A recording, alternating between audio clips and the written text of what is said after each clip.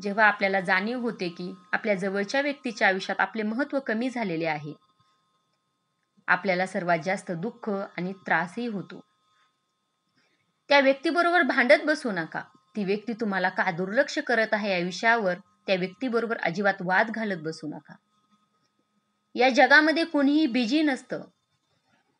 तर तुम्ही त्या एखाद्या व्यक्तीसाठी महत्त्वाचे असाल तर काही करून तुमच्यासाठी ती वेळ काढणारच.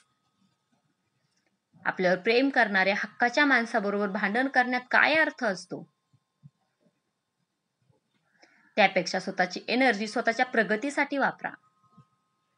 जर एखादी व्यक्ती तुम्हाला मुद्दाम टाळत असेल तर काय करावे? एक म्हण तुम्ही ऐकलीच असेल की धरलं तर चावतंय आणि सोडलं तर पळतंय.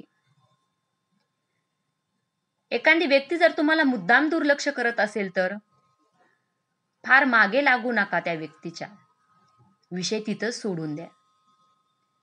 तुम्हीही त्या व्यक्तीचा नाद सोडून दिला, दुर्लक्ष करणं सुरू करा.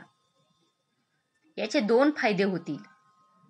पहिली म्हणजे तुम्ही त्या व्यक्तीच्या विचारातून मुक्त होऊन इतर विचार करू शकाल आणि आपल्या आवडत्या व्यक्तीला वेळ देऊ शकाल.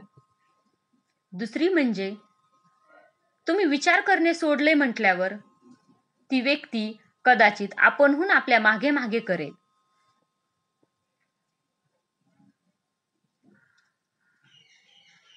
शेवटी अनेक नात्यामध्ये स्वाभिमान गहाण टाकला की आपली किंमत कमी होते.